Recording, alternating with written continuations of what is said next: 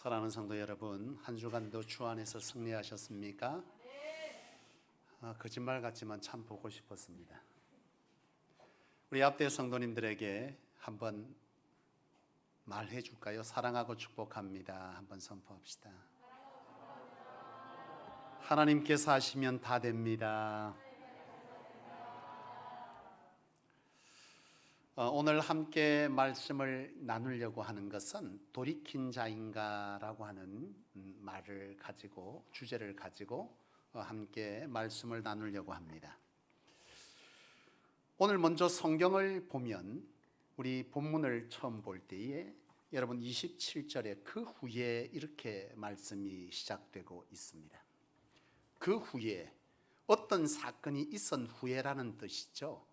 어떤 사건은 도대체 뭐냐? 예수님께서 어떤 한 집에서 사람들에 둘러싸여서 예배를 드리고 있습니다. 그런데 그 집이 그렇게 크지 않고 또 특별히 이런 콘크리트 집은 아니었어요. 왜냐하면 오늘 이 앞전 사건을 보면 중풍병자가 지붕을 뚫고 주님 앞에 내린 사건인데, 이걸 보면 지붕을 뚫었다라고 하는 것은 그렇게 크지 않은 또 단단한 집이 아니었던 것으로 추정됩니다. 그런데 여러분, 예수님께서 이처럼 사람들과 함께 예배를 드리는데 아주 당혹스러운 사건이 일어나고 있어요. 예배를 한참 드리고 하나님의 말씀이 선포되어지는 이때에 갑자기 지붕이 막 이렇게 뜯기는 거예요. 그러더니 어떤 중풍병 걸린 사람이 갑자기 예수님 앞으로 쑥 내려지는 겁니다. 여러분 생각해 보세요. 얼마나 우스운 상황인지. 지금 제가 여러분과 예배하는데 위에 뚜껑이 열리더니 갑자기 환자를 내린다고 생각하면 참 우스꽝스럽고 굉장히 당황스러운 상황인 거예요. 사실 불쾌할 수도 있습니다. 한참 은혜 받고 있는데 갑자기 그런 일이 벌어진다고 생각해 봐요. 굉장히 불쾌할 수 있고, 예수님 입장에서는, 저도 이제 설교를 하다 보면 가끔씩 갔다가 성도님들이 막 일어나갖고 전화 받으러 나가고 가끔 막 물 마시고 이러면 굉장히 이게 불편하거든요. 예수님께서 한참 사람들이 뺑 둘러 쌓여서 있는 그때에 막 설교를 하고 계시는데 그런 일이 벌어졌으니 사실 불쾌할 만도 한데, 이 성경을 보면 예수님께서는 전혀 불편해하지 않으시고 그 사람을 고치는 일을 하세요. 그 사람들이 친구들에 의해서 중풍병자가 내려지는데 우리가 주목할 것은 뭐냐 하면 그 중풍병자를 예수님께서 고쳐주셨는데 그 고치는 상황이 굉장히 독특합니다. 보통 우리가 무엇인가 환자를 치료하거나 회복시킬 때 기도를 해준다면 어떻게 해야 되죠? 보통 어떻게 합니까? 안수기도 하잖아요. 안수기도를 해야 되는데 예수님은 이 앞전 상황을 보면 안수기도를 하시는 것이 아니라 한 말씀을 하시고 침상을 들고 나가라 그래요. 그 말씀이 뭐냐 하면 내 죄가 사하여졌으니 침상을 들고 갖고 나가라는 거예요. 이 사람은 침상을 들고 나아가는 치유를 경험하는데요. 여러분, 이 사건을 보고 바리새인들이 그가 누구길래 죄를 사하느냐 그런 얘기를 합니다. 그런데 이 사건에서 오늘 우리가 봐야 될 것은 뭐냐 하면 이런 거예요. 예수님께서 안수하여 치료하지 아니하시고 네 죄가 사하여졌다라고 선포하시면서 치유의 역사를 일으킵니다. 이 중풍병자에게 치유는 무엇을 의미하겠어요? 구원을 의미하는 거죠. 그렇죠. 그때 당시에 죄에 의해서 모든 질병이 왔다고 여기는 그때에 예수님은 그 상황 속에서 네 죄가 사하여졌다. 다시 말하면 이 사건을 통해서 예수님께서 가르쳐 주시는 것은, 보여주시는 것은 구원은 어디서부터 비롯된다는 거예요? 죄 사함에서 비롯된다는 것을 이 사건 속에서 보여주고 있는 것입니다.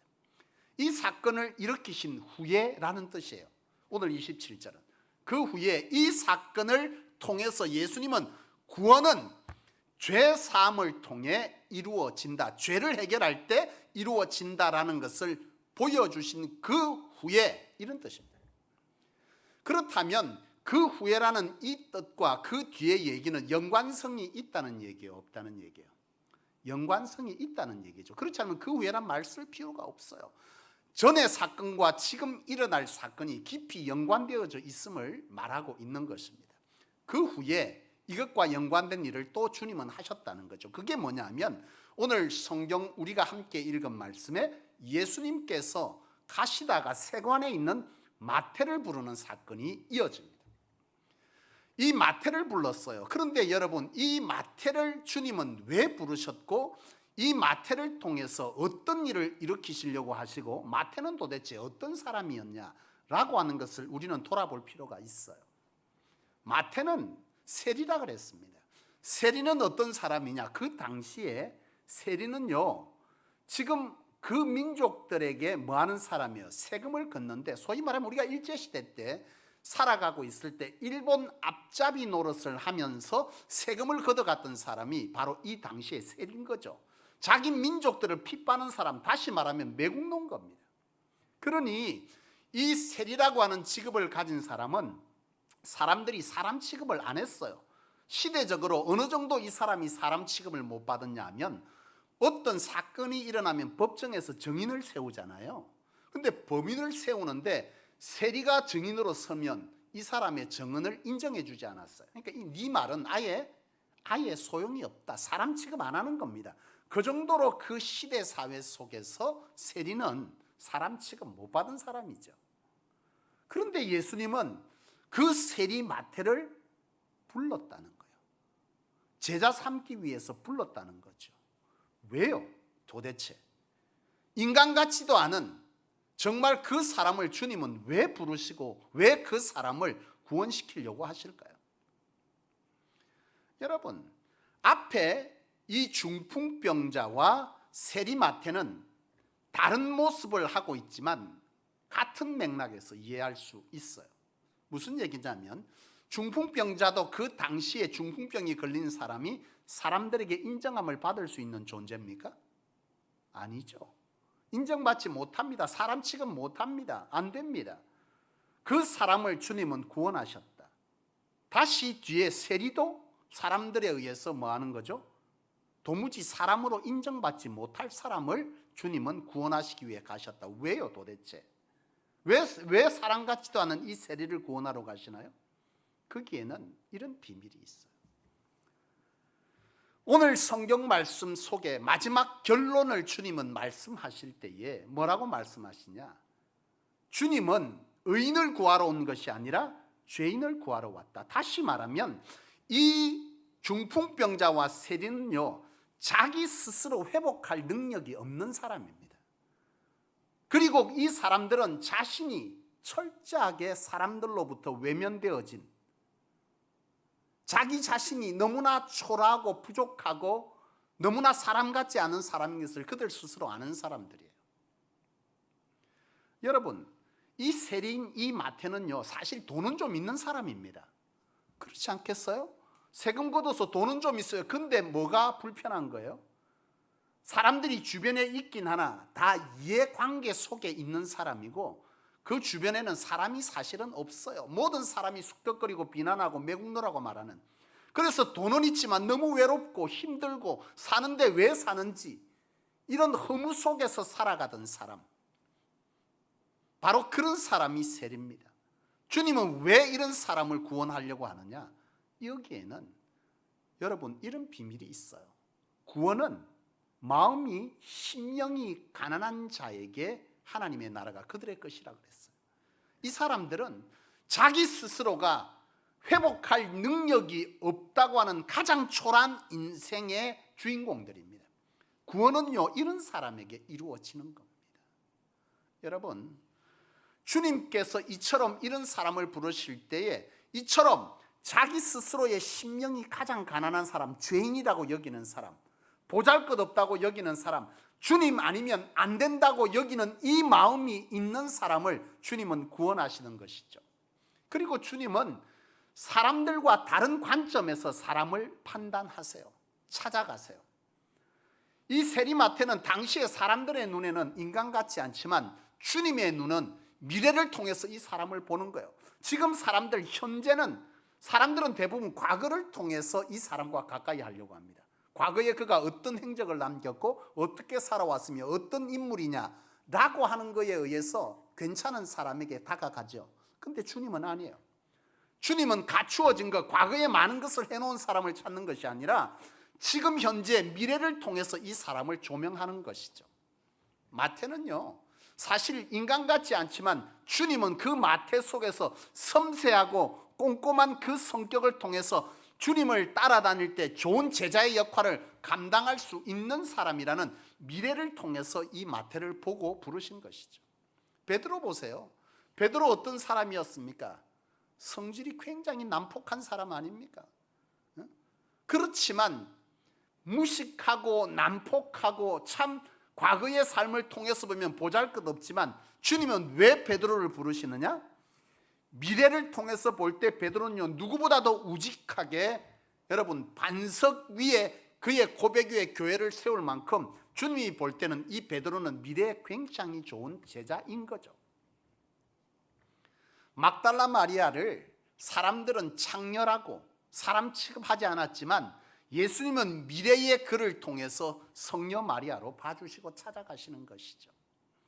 5번이나 결혼에 실패하고 지금도 여전히 호적 정리 안 된 사마리아 여인, 사람들은 그에게 좋지 않은 시선으로 제대로 취급하지 않지만 예수님이 미래를 통해 볼 때 이 사람은요, 하나님을 예배하기를 사모했던 사람, 하나님 앞에 복음의 나팔을 불 수 있는 사람으로 주님은 보시고 그 여인을 구원시켜 주는 것입니다.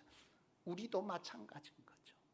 저와 여러분들도 우리가 구원받을 수 있는 비결은요, 내가 죄인이고 심령이 가난한 이 심령의 가난함이 있는 자에게 구원은 이루어지는 겁니다. 여러분 구원받으셨습니까? 진심 구원받았다고 확신하시나요? 우리 안에 이런 주님 아니면 안 되는 이런 마음이 없는, 이 심령의 가난함이 없는 자는요, 하나님의 나라를 볼 수 없어요. 구원받은 것 아닙니다. 구원은 그저 생각으로 내가 받았다고 되는 것이 아니라 바로 이러한 우리 안에 이런 겸손이, 이런 하나님을 향한 내 스스로가 나를 회복할 능력이 없다는 것을 인정하는 자에게 구원은 이루어지는 것이요, 오늘 우리가 구원을 받았다면 바로 이러한 겸손 속에 미래를 장차 하나님이 보실 때 미래의 큰 일을 해나갈 수 있는 그런 사람임을 하나님은 우리를 볼 때 그런 시선으로 봐주시고 우리를 부르시고 구원해 주신 줄로 믿어요. 저는 그것을 너무나 잘 알아요.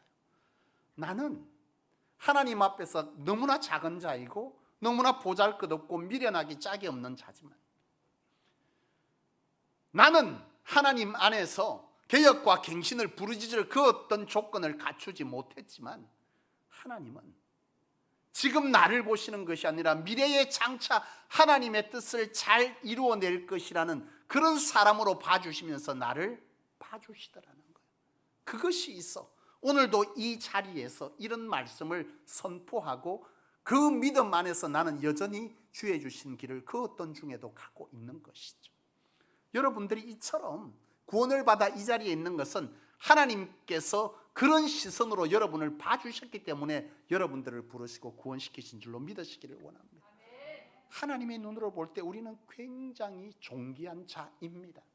누가 뭐라고 하든지 간에, 내 주변의 사람이 어떤 말로 나를 조롱하고 너는 사람 같지 않다고 말한다 할지라도 주님은 미래를 통해서 우리를 보시면서 존귀한 자라고 인쳐주시고 우리를 구원시켰다는 사실을 여러분 믿으시면서 주 안에서 구원받은 자의 기쁨과 평강과 용기를 얻을 수 있기를 주의 이름으로 축원합니다.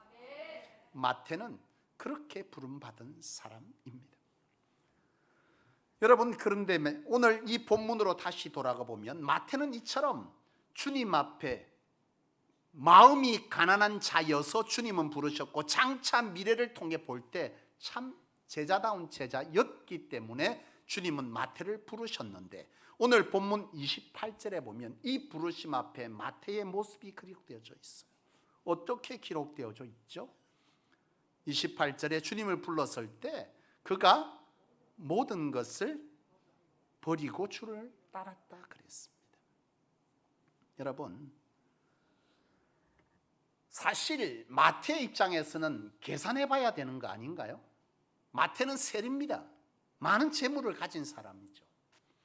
야, 내가 주님을 따를 때 모든 것을 버릴 만큼 주님을 따르는 것이 가치 있는 일이냐라고 이 마태는 생각해 봤을 겁니다. 그렇지 않습니까? 마태가 모든 것을 버리고 주를 따를 만큼 하나님의 나라의 가치와 주님의 제자로서의 삶을 사는 것이 더 가치 있는 것이냐라고 하는 것을 사실 세리 마태는 저울질했어요. 그런데 세리 마태는 저울질했는데 뭐가 더 존귀하다는 거예요? 주님을 따르는 것이, 하나님의 나라의 것이 더 가치 있다고 여겼기 때문에 세리 마태는 모든 것을 버려두고 주님을 따랐다라고 기록하는 것입니다. 제가 지난 금요일에도 말씀드렸습니다. 여러분, 예수를 따른다는 것은 무엇을 말하는 거죠? 가치 혁명입니다. 에볼루션. 가치 혁명입니다.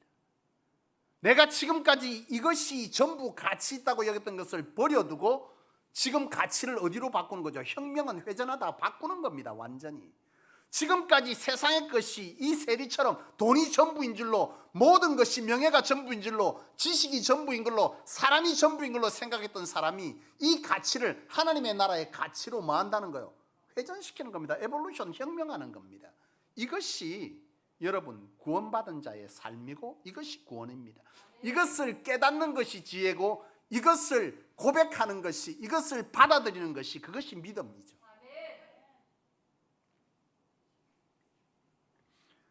젊은 부자 관원은 이것이 안 된 사람입니다. 젊은 부자가 예수님을 찾아와서 어떻게 하면 영생을 얻을 수 있습니까? 묻습니다. 다시 말하면 어떻게 하면 구원받느냐는 거죠. 구원은 곧 영생이니까 말이죠. 이 사람은 구원의 확신이 없어요. 그런데 이 사람은 지금 어떻게 살았다가 고백하냐면, 나는 예배했고 기도했고 말씀 받고 사람들을 도우며 살았습니다. 주님, 내가 하나님의 나라에 구원받은 자가 맞습니까? 이렇게 물을 때에 예수님께서 한 말씀을 하세요. 뭘 말씀하죠? 네가 가진 모든 것을 팔아 가난한 자에게 주고 나를 따르라. 주님은 가치 혁명을 말하는 겁니다. 네가 지금까지 가치 있다고 여기는 것을 내려놓고 나를 따를 수 있겠느냐라고 묻는 거죠. 네 가치가 바뀌었냐? 이 가치 혁명을 말하는 것입니다. 이 부자는요, 근심하고 돌아갔습니다. 이 사람은 구원받은 자인가요? 아니죠. 가치가 안 바뀌었습니다. 오늘 우리는 구원을 굉장히 이상하게 생각하는 습성들이 있습니다. 내가 구원받으면 지금까지 이 땅에서 가졌던 많은 욕심들, 욕망들을 채울 수 있다. 누구로? 예수로. 이걸 구원으로 생각하는 거죠. 아니죠. 구원은 예수를 그리스도로 심령이 가난한 자에게 임하는 것이고, 구원받은 자는 가치를 바꾼 자의 삶을 살아가는 것이 구원받은 자인 거죠. 아멘.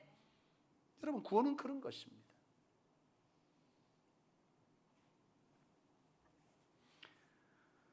그런데 말이죠, 오늘 마태는 그런 사람이었다는 거죠. 주님의 부름 앞에 자기 자신이 가장 초라한 자, 스스로 뭐 할 수 없는 사람, 건져낼 수 없는 사람, 회복이 불가능한 사람이라고 심령이 가난한 자였고, 그런 자에게 주님은 찾아가 주시고 그는 가치를 혁명시켰습니다. 아, 주님을 따른다는 것은 바로 이것이구나. 주님을 따르는 것은 이웃 나라 사람들처럼, 가난한 사람이 이웃 나라 사람들처럼 살기를 위해서 주님을 찾는 것이 아니죠. 오늘 우리가 구원받은 자라면 뭘 구해야 되는 거죠?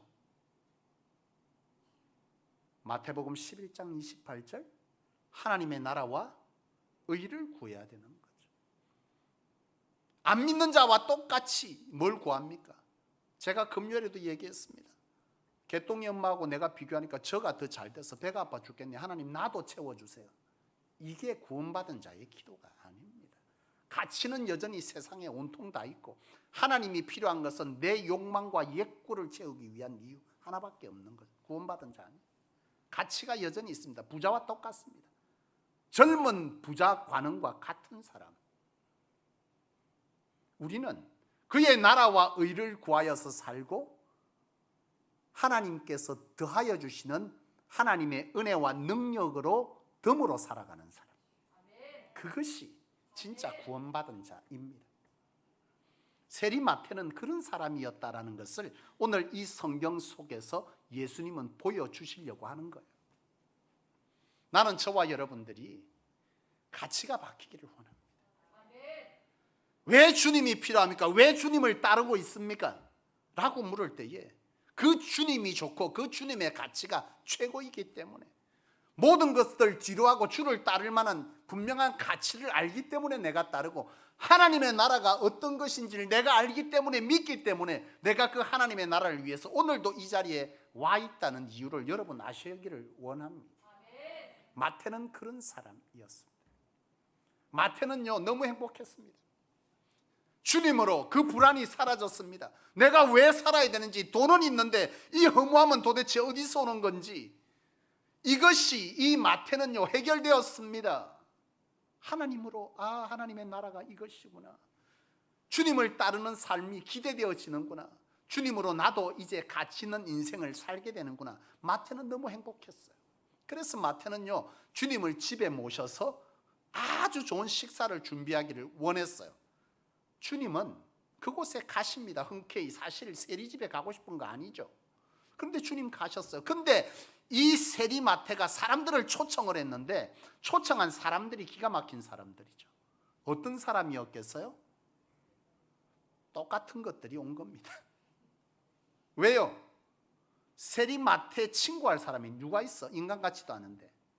결국 온 사람은 세리밖에 없는 거예요. 오늘 성경은 기록합니다. 세인과 세리들, 결국 지하고 똑같은 사람, 그 사람들만 모여서 주님과 함께 지금 식사 파티를 열고 있어요. 거기에는 예수님과 예수님의 제자와 그리고 제자된 마태와 그리고 누가 있어요?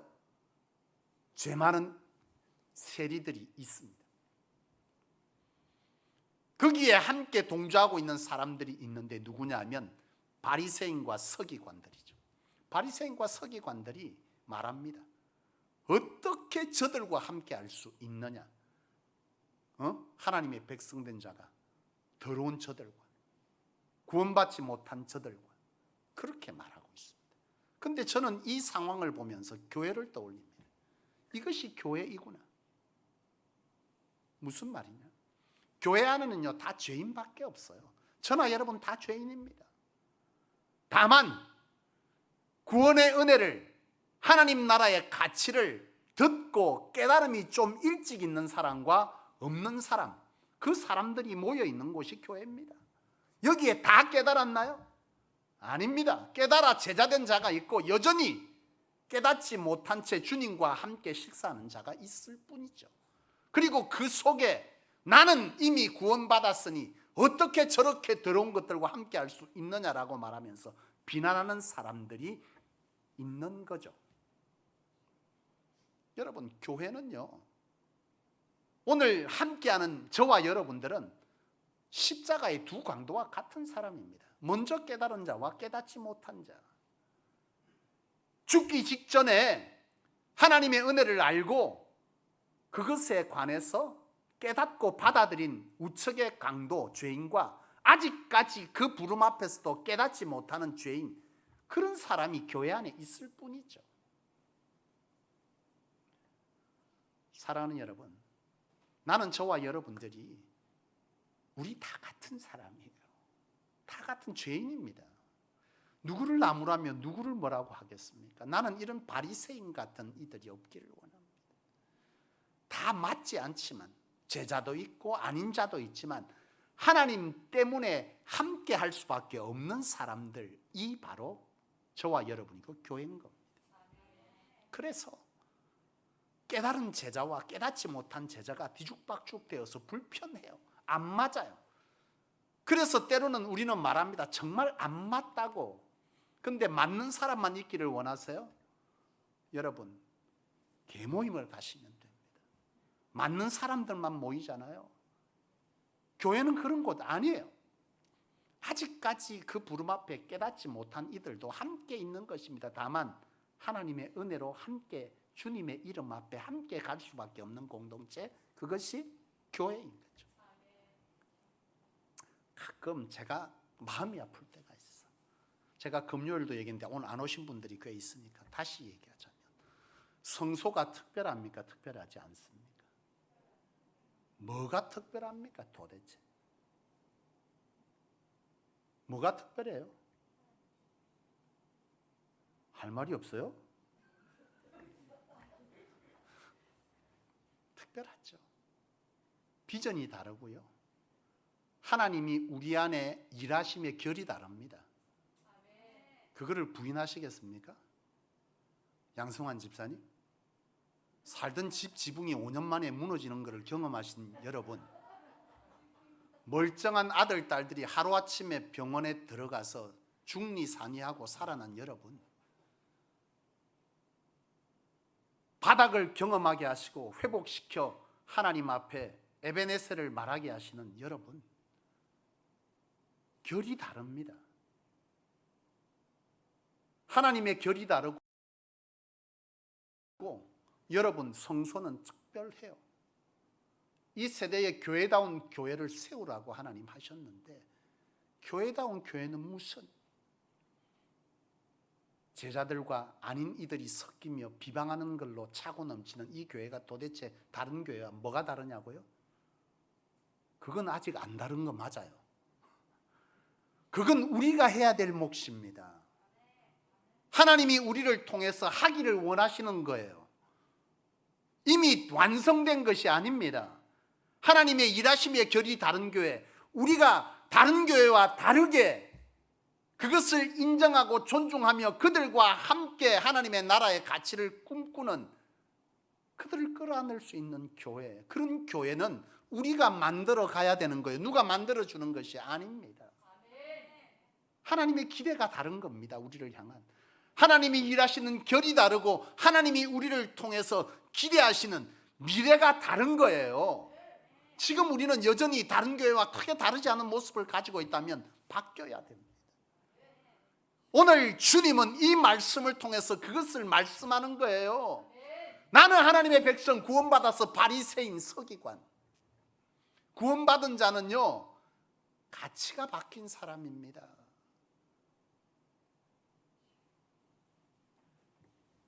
한 목사님이 그런 간증을 하셨어요. 목사님이 되기 전에 너무 은혜를 받았어. 너무 은혜를 받는데 이 남자 집사님이 은혜 받으면 하나님의 전에 가까이 가는 것이 즐거운 일인 줄로 믿습니다. 은혜 받은 사람과 안 받은 사람은요, 어차든지 핑계대는 사람과 어차든지 핑계대고 가는 사람으로 나눌 수 있습니다. 은혜 받았습니까? 아이고 벌써 주일이가. 오늘도 교회 가야 되나? 권사한 수집사는 받았고 미치겠네. 은혜 못 받은 거죠. 하나님 안에서의 교통함이 어떤 기쁨인지 모르는 거죠. 가치가 안 바뀐 사람입니다. 이분은요, 목회자가 되기 전에 이 가치가 바뀌니까 하나님을 찾는 게 너무 즐거운 거예요. 아침에 새벽기도 교회 갔다가 저녁 모이며 교회 갔다가 수협에 갔다가, 아내는 은혜를 못 받았어. 그러니까 아내가 한 소리 하는 거, 어디 가요? 뭐. 그러니까 또 저녁에 성경 들고 나가는 거야. 그러니까 뒤통수에 든 아내가 말하는 거야. 당신 또 어디 가? 어디 가기는 교회 갔지. 한 소리 합니다. 뭐 또 교회 가냐고. 그래서 이 남편이 돌아서 아내에게 한마디 합니다. 그러면 교회 안 가고 다시 술집으로 갈까? 할 말이 없는 거죠. 근데 아내 얼굴이 영 편치 않아. 그래서 가방을 들고 교회 성경을 들고 나아가는데 아내가 한마디 합니다. 맨날 교회만 가면 뭐하노? 하나도 안 바뀐 게.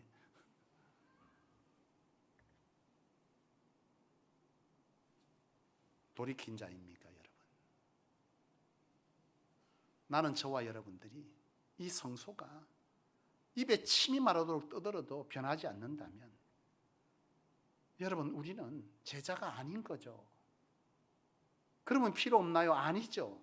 미래를 통해서 하나님은 우리가 제자 될 것을 확신하시고 불러준 사람들. 그래서 성소입니다. 교회다운 교회, 성소, 교회. 성소도 교회고 교회도 교회. 가끔씩 제가 말하지만 어느 교회 출석하세요? 절 보고 두 가지 말을 합니다. 세상 사람들이. 어느 회사 대표세요? 그래도 그래 봐줘서 고맙죠. 또 어떤 사람은 목사님이시지요 이라고 말합니다. 어느 교회? 성소교회입니다. 이래 말하면요, 교회 이름 너무 좋아요. 당신이 뜻을 모르는구나. 뜻을 알면 교회 이름 희한한 이름입니다. 성소교회, 성소도 교회고 교회도 교회입니다. 성소교회란 뜻은 교회란 뜻이란 말을 여전히 저는 오늘도 합니다. 교회다운 교회. 이것이 하나님께서 부족하지만 심령이 가난한 자로 여겨 우리를 구원시켜 준 이유이자 미래를 통해서 우리를 바라봐 주시는 주님의 마음이자 그 속에서 우리는 이렇게 있고 여전히 제자된 이와 아직까지도 그것을 듣고 깨닫지 못하는 사람이 함께 주님의 기대 아래서 이렇게 있습니다. 원하기는 나는 저와 여러분들이 돌이킨 자로서 이 하나님의 기대를 이어가는 참 은혜로운 교회가 속히 되어지기를 소원합니다. 누가 하죠 그 일은? 성경을 보면서 누가 바뀌어야 됩니까? 지난 금요일 말씀드렸잖아요. 성경 읽으면서 어떤 사람은 꼭 그런다. 이 설교는 그 집사가 들어야 된다. 이 성경 말씀은 우리 구역장이 봐야 되는데. 그리고 문자 날려줍니다. 성경은요, 남을 바꾸는 책이 아니고 나를 바꾸는 책입니다. 그게 성경을 주신 목적입니다. 성소다운 교회다운 교회는 누가 만들죠? 목사님이 해야죠. 내 혼자 어떻게? 여러분, 한 사람 한 사람이 하나님은 우리 안에 다른 결로 우리를 특별하다 하신 것처럼 오늘 이 특별한 교회는 여러분이 하셔야 되는 거예요. 여러분 중에 누가요? 내가 해야 됩니다. 그래야 우리 교회가 진짜 다른 교회 됩니다. 기도하십시다.